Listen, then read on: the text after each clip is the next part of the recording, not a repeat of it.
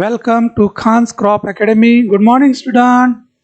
We are going to learn Agriculture Science and Technology Standard 12, Chapter number 5, Farm Management, Lecture number 2. In previous lecture, definition of farm management, then objectives of farm management. तर या अगोदरच्या चॅप्टरमध्ये आपण form management म्हणजे काय, form मॅनेजमेंटचा उद्देश काय आहे हे तुम्हाला व्यवस्थित या मागच्या लेक्चरमध्ये समजून सांगितलेलं आहे आणि ते समजलं असेल.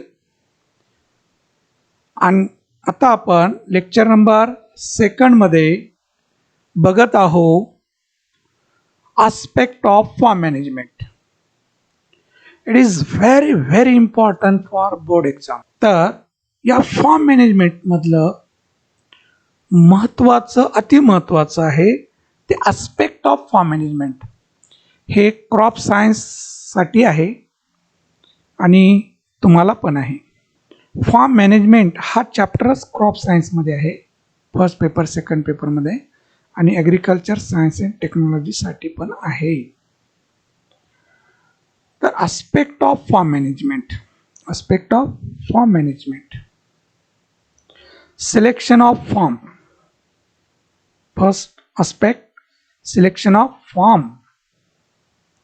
Next, choice of an enterprise, choice of an enterprise. तर पहिलं तर फार्म मॅनेजमेंटचा आस्पेक्ट आहे की सिलेक्शन ऑफ फार्म. आपल्याला खरंच शेती एक बिझनेस घेऊन जर करायची असेल तर हे पॉइंट फारच महत्वाचे आहेत. पहिलं फार्म चॉईस करणे, सिलेक्शन करणे, आणि हे पॉईंट आपल्याला पूर्ण एक टॉपिकच आहे. हे प्रत्येक पॉईंट आपल्याला पुढं येणार आहे डिटेलमध्ये. तर फक्त आपल्याला इथं माहीत पाहिजे की फार्म मॅनेजमेंटचे आस्पेक्ट कोणते आहेत. आस्पेक्ट पहिलं सिलेक्शन ऑफ फार्म, दुसरा आहे चॉईस ऑफ एन एंटरप्राइज. कोणतं शेती व्यवसाय आपल्याला फक्त पिकच घ्यायचे का, कोणते पिकं घ्यायचे, त्यामध्ये वन क्रॉप का टू क्रॉप का मिक्स क्रॉप का इंटर क्रॉप, डायव्हर्सिफाईंग फार्मिंग, त्यामध्ये पोल्ट्री फार्म का गोट फार्म का अन्य कोणतं, हे चॉईस ऑफ अँड एंटरप्राइज आहे. त्यामध्ये फळझाड का भाजीपाला की फुलपिके, हे सगळे एंटरप्राइज आहेत.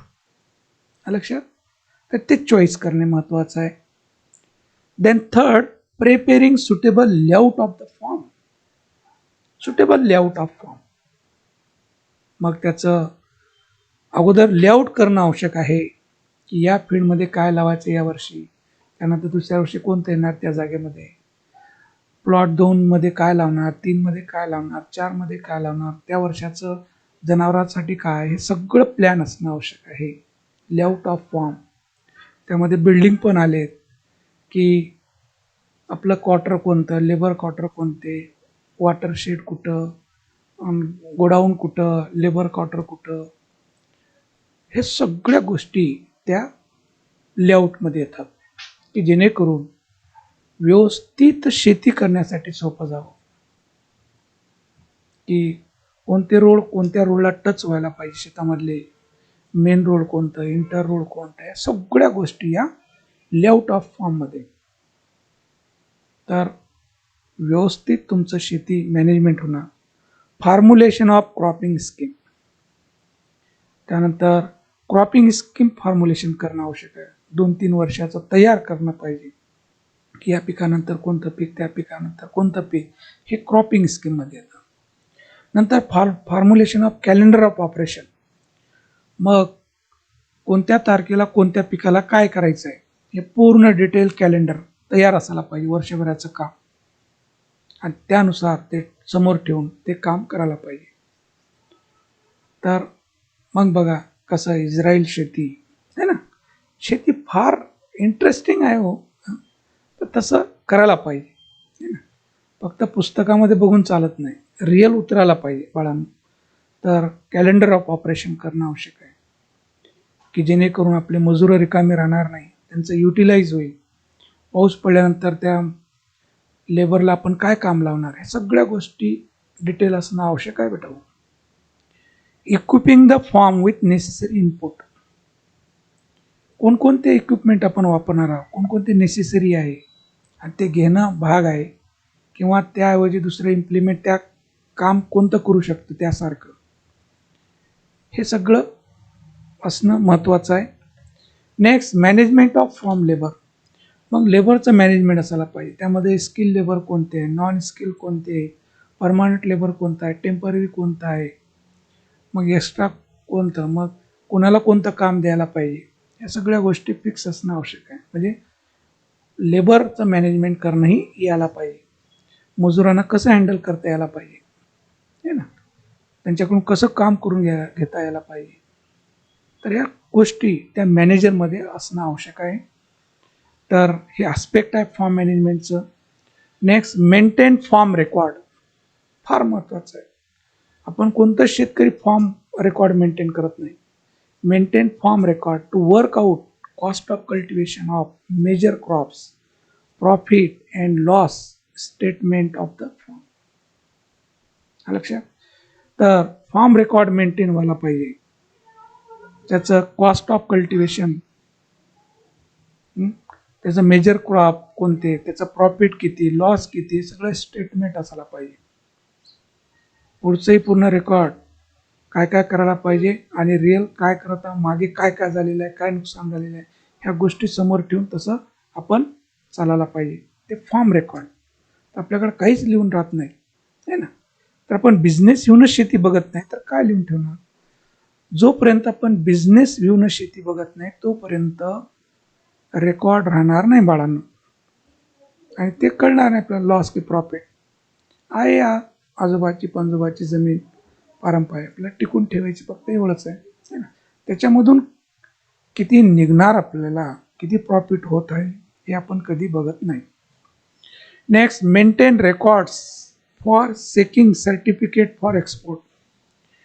मग आपण एक्सपोर्ट केलेलं ते रेकॉर्ड ठेवायला पाहिजे. जे सीड आणलं त्याचे लेबल ठेवायला पाहिजे, त्याचं बिल ठेवायला पाहिजे, जेणेकरून नुकसान झालं तर जे आपण एक्सपोर्ट केलेलं आहे, कधी केलेलं आहे, हे सगळ्या गोष्टी रेकॉर्ड मेंटेन असायला पाहिजे, की जेणेकरून लॉस झाला तर गव्हर्नमेंट थ्रू आपल्याला भरती म्हणजे फायदा होणार.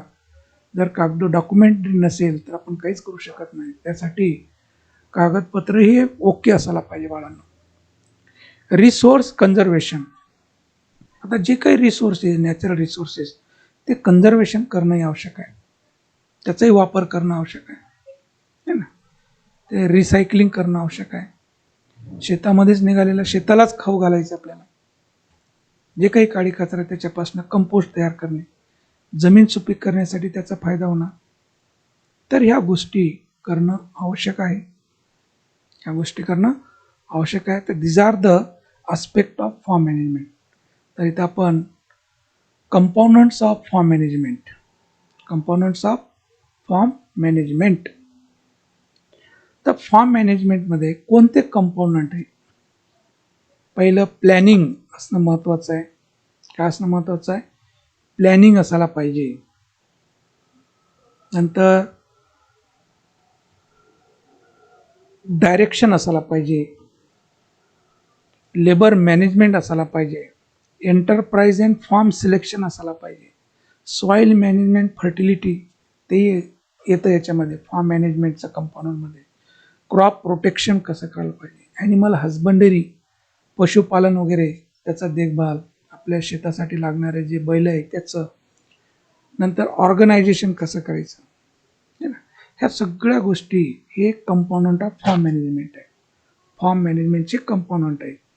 तर हे चार्ट विचारू शकतात. याच्यामध्ये काही डिलीट असणार आणि काही दिलेले असणार. तर तुम्ही ते डिलीट झालेले कोणते ते लिहिणं आवश्यक आहे. तुम्ही 10वीच्या परीक्षेमध्ये बघितलंच असेल हे चार्ट. आता एक्झाम थोडं बदललेलं आहे पॅटर्न.